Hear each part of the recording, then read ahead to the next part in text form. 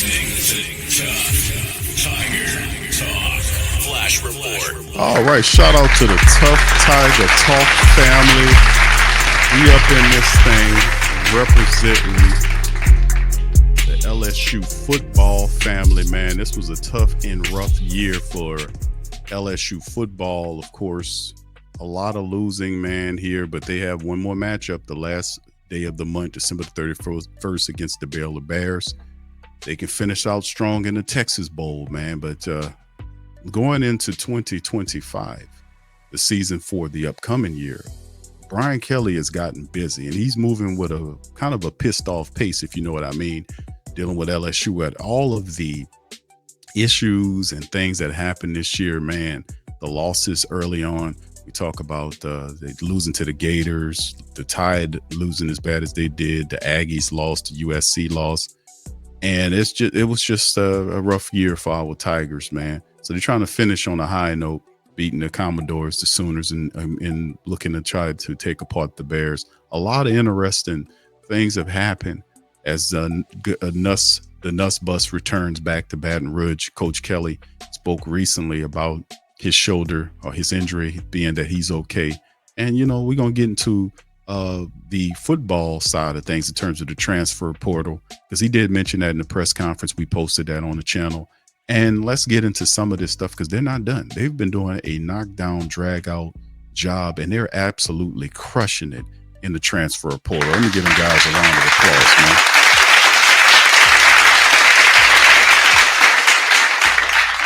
I'm Big Q. We're going to recap and talk about the transfer portal moves that has happened thus far. And we're going to look at what they're doing. Now, shout out to LSU Tiger Nation on Sports Illustrated, Zach Nagy. Shout out to him. Zach Nagy's been doing a terrific job in keeping us updated on this stuff going on with the Tigers, because while everything else is going on, the Tigers will continue to move and groove. And they're one unified front going forward, man.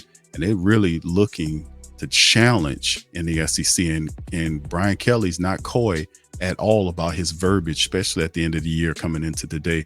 He's moving with that force, and we see more of a restricted a political form of Brian Kelly early on, but he's kind of removed that veil, showing more aggression, more upsetness, especially in some of these press conferences, and it's relieving. It's very very good to see him pissed as much as we are pissed about what we've seen in LSU football this year. Right. So anyway, let's get into this one right here. The Tigers continue to looking to add bodies in the trenches. Yes, indeed. Host a pair of sought after transfers on the market. Let's get right into it. Brian Kelly and the Tigers currently hold the number 2 transfer portal class in America with double-digit additions through the last couple of weeks. The program has reeled in pledges from a pair of top 10 wide receivers, the second-rated cornerback, and several other priority transfers as they're restructuring the roster. After adding bodies to several position groups that were in need of talent, LSU continues its pursuit of rebuilding in the trenches. All right, Coach Kelly and team signed VTech transfer Braylon Moore over the weekend, but could there be other enforcements headed to Baton Rouge? Let's take a look at it. The signing, Virginia Tech's Braylon Moore, the number 1 rated interior offensive lineman in the transfer portal, heads to Baton Rouge after 3 seasons with the Hokies. The ACC stud became an integral part of the Virginia Tech's offense after serving as the main source of the offensive line. Moore handled the business as a starting center for the Hokies, where he will now look to take on the same role in Baton Rouge. 6'3", 300-plus pounds, helped lead Virginia Tech rushing attack that logged over 2,000 yards during the regular season. No secret, LSU's running block was a struggle in 2024. With Moore in the mix, it'll give a boost in the trenches that the Tigers need. So this is absolutely a fantastic move, and we covered this on the whothatdaily.com. Also, they did a wonderful job of talking about the transfer portal. Now, the new target, Washington State's aliliFa'amoe. I hope I'm saying that right. aliliFa'amoe. So I hope I'm saying that right. If not, then it's all good. Don't worry about it. Blame it on my head, not my heart. Last week, Mike Zenitz of the 24/7 Sports reported the LSU Tigers will host Washington State transfer Fa'amoe for a visit to Baton Rouge in the coming days. He arrived later in this week for the trip, and Fa'amoe is the second-rated offensive tackle in the transfer portal, with the staff looking to make another splash here.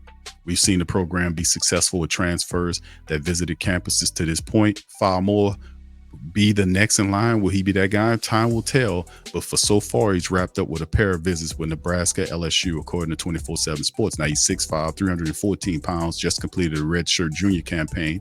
The Cougars, where he will now look for a new home to play his final season of eligibility. LSU will look to turn up the heat as they prepare to add more bodies to the offensive line after losing 4 starters in the draft, which will be Will Campbell, Emory Jones, Garrett Dellinger, and Miles Frazier. That's everybody, right? That veteran line. And they have to build that up through veterans, college veterans in the transfer portal, which LSU has been very good at doing as of recent. So Coach Kelly hitting this portal and hitting it hard, man. He's not taking any shit, and he's going to get these guys to build up the team. Northwestern's Josh Thompson is another one trending for LSU. Northwestern offensive lineman Josh Thompson is a high commodity in the transfer market this month after a dominant tenure with the Wildcats. The 6'5", 300-pounder was rated as the number 2 offensive lineman in the Big Ten, according to PFF, with several programs already expressing some interest. That includes offensive line coach Brad Davis and LSU. LSU, along with Michigan, Michigan State, Ohio State, and Tennessee, among several people, have reached out, or teams have reached out to cover the coveted lineman, according to multiple reports from the 24/7 Sports Network.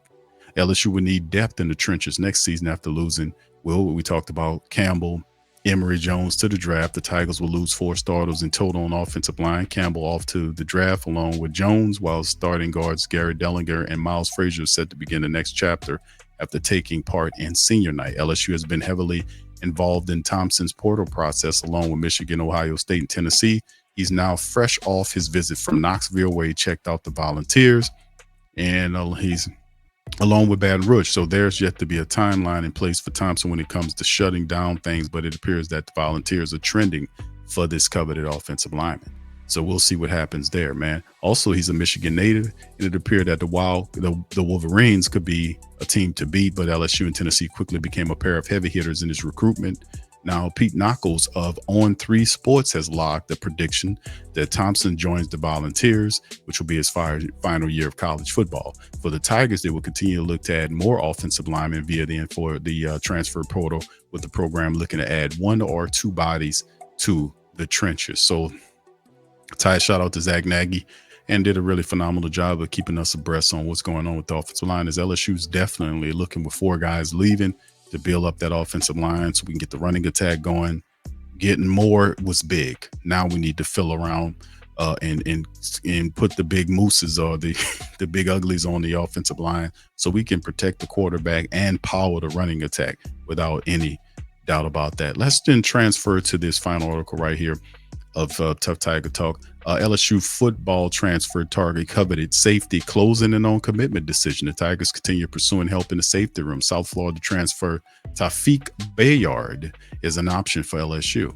All right, so let's hit it. Kelly and LSU Tigers hold that ranking, that second rank in the portal, and it hasn't stopped as Kelly and Court fill the positions of need through the portal this point with 13 additions, but the program isn't finished when it comes to bringing in newcomers. Last week, LSU hosted South Florida safety Tawfiq Byard for an official visit to the campus, where he had the chance to meet face-to-face with several coaches. Check out the campus and look at an LSU practice as they prepare for the bowl matchup against the Baylor Bears. Byard burst on the scene in 2024 after tallying 54 tackles with a pair of sacks and an interception this fall. Now he's taking multiple days stay with LSU. He's going to LSU, definitely a big deal for me. Byard told LSU Tigers on Sports Illustrated site, "One of my favorite safeties is former LSU great Grant Delpit.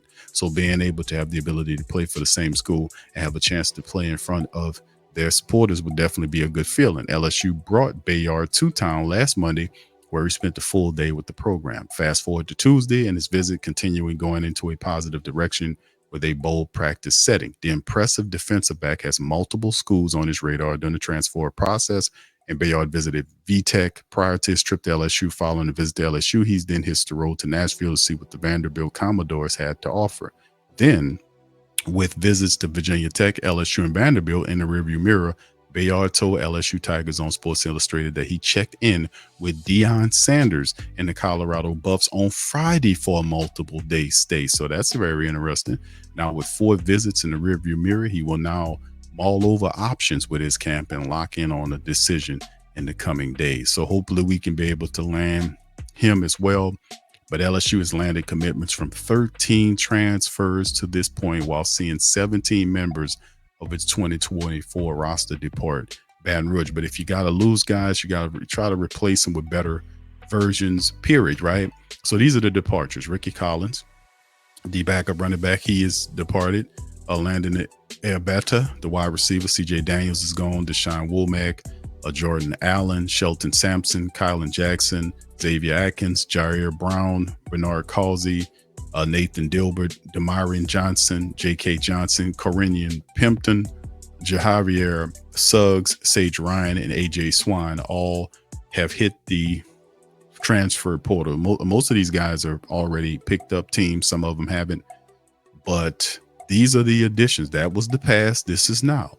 The additions on offense is tight end Bar Sharp, who's a really good addition for them. Wide receiver Baron Brown, another solid pickup. Michael Van Buren, the Mississippi State veteran, he comes here. Destin Hill, the Florida State wide receiver speedster. Nick Anderson, the wide receiver from Oklahoma. Offensive lineman Braylon Moore from VTech was really big at the position of center. And then the additions on defense, cornerback Jakeem Jackson from Florida, edge rusher Jamari Butler from Nebraska, Jack Pyburn, who was really a good pickup as well. There, cornerback Mansour Delaney from VTech, Sadir Mitchell from Texas, and Patrick Payton from Florida State, another. So they've done a really good job. Really excited about Pat Payton. Really like Jack Pyburn from Florida, really productive. Mansour Delaney from Virginia Tech, solid defensive back.